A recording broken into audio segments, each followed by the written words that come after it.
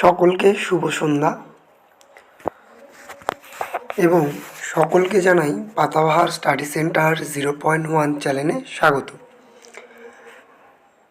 আজকে আমরা পড়ব সপ্তম শ্রেণীর কবিতা অজিত রায় রচিত ছন্দে শুধু কান রাখো এবং এর পাশাপাশি আমরা কবিতায় আলোচিত প্রশ্ন এবং তার উত্তর সমাধান করব।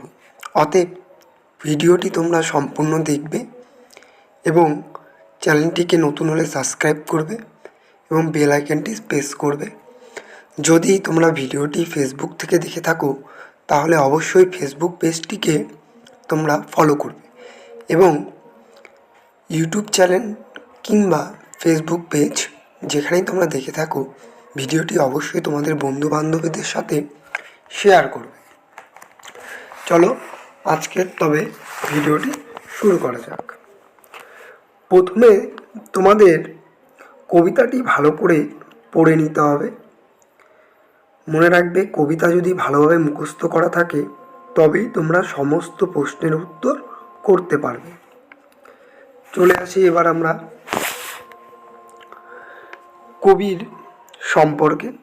দেখতেই পারছো তোমরা, কবির সম্পর্কে দেখতেই পারছো। এটাও তোমরা ভালো করে দেখে নিবে। এবার চলে আসি প্রশ্নে এবং তার সমাধানে।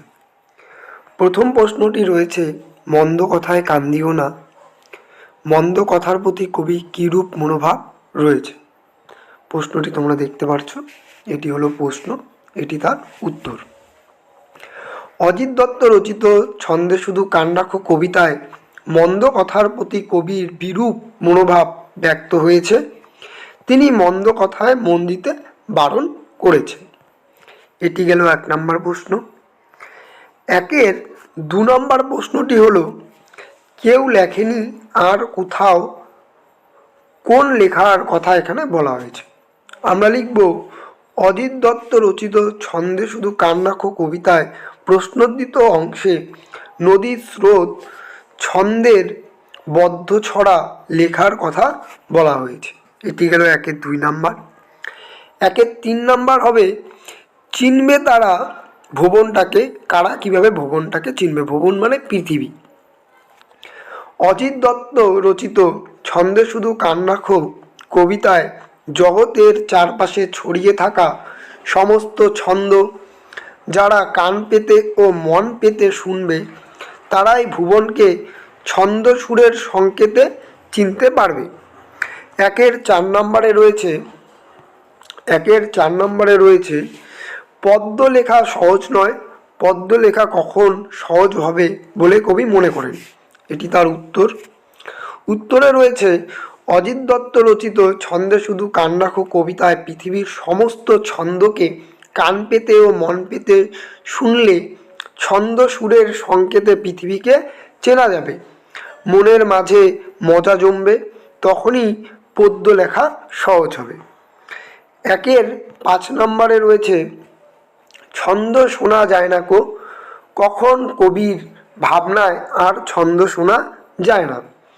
অজিত দত্ত রচিত ছন্দে শুধু কান রাখো কবিতায় কবি বলেছেন, যদি মন্দ কথার দিকে আমাদের মন সবসময় চলে যায়, তা যদি কেবল দ্বন্দ্ব অর্থাৎ কলহল মানে কেলেঙ্কারি বা ক্যাচাল, বিবাদ মানে ঝগড়া আটকে থাকে, তাহলে ছন্দে কান রাখা সম্ভব হয় না এবং ছন্দ শোনা যায় না।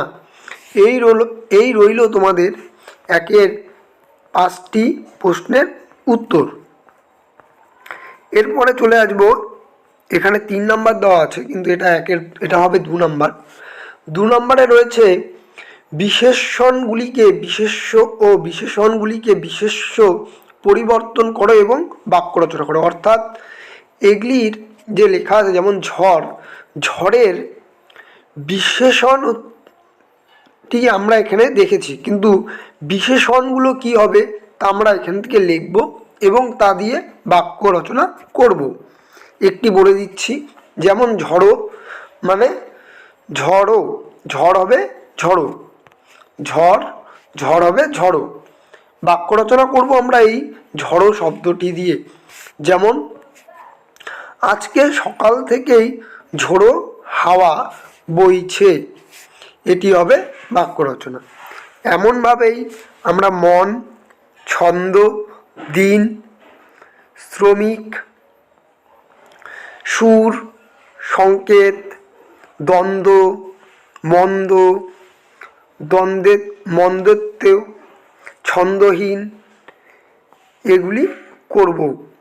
এরপরে চলে আসি পরের নিচের শব্দগুলি কোন মূল শব্দ থেকে এসেছে লেখো। মানে এগুলির মূল শব্দ কি, যেমন জোছনা, চাকা, কান, দুপুর, ঝিঝি এগুলি। যেমন একটি করে দেওয়া আছে জোছনা। জোছনা মানে হবে জ্যোৎস্না, চাকা মানে চক্র। এভাবে তোমাদের এগুলিকে করতে হবে, দেখে নাও ভালো করে। পরেরটি কান, দুপুর, ঝিঝি। 5 নম্বর কবিতার ভাষা থেকে মৌখিক ভাষায় রূপান্তরিত করো। আসলে স্কুলে এত কথা বলতে হয় যে আমার কথা মুখে আটকে যাচ্ছে, এর জন্য দুঃখিত। 5-এর 1 নম্বর বলেছে ছন্দ আছে ঝড় বাদলে বাঁধা। এটিকে তোমরা গুছিয়ে লিখবে। কীভাবে লিখবে? ঝড় বাদলে ছন্দ আছে, ঝড় বাদলে ছন্দ আছে। যেমন ছন্দে বাঁধা রাত্রিদিন, কি হবে? রাত্রিদিন বাঁধা আছে ছন্দে। এভাবে তোমাদের করতে হবে। তারপরে রয়েছে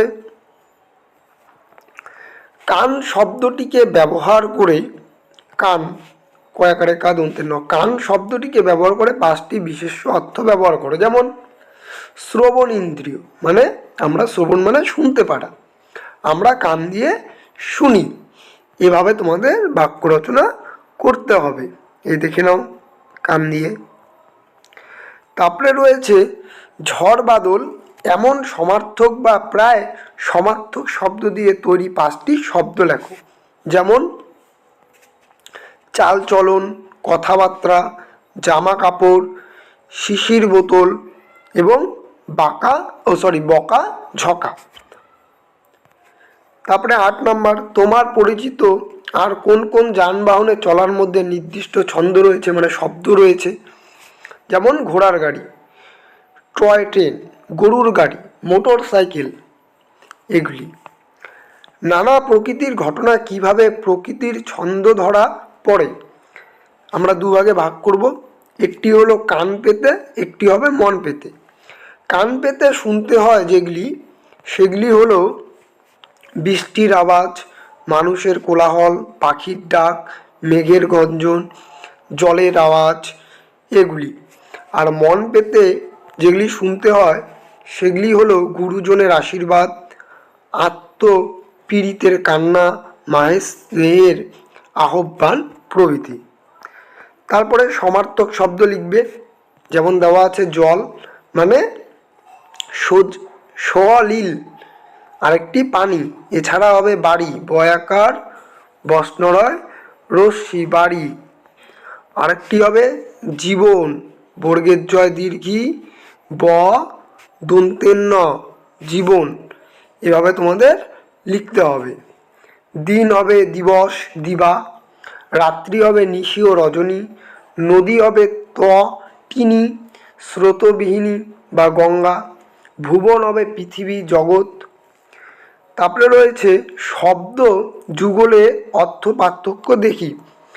দিন, মন, সুর, সকল। দয় দীর্ঘি দন্তান্ন দিন, মূর্ধন্য মন, তালবশ সুবস্ন সুর, তালবশ কল সকল। শব্দের যুগলের পার্থক্য এখনই আমরা করলাম।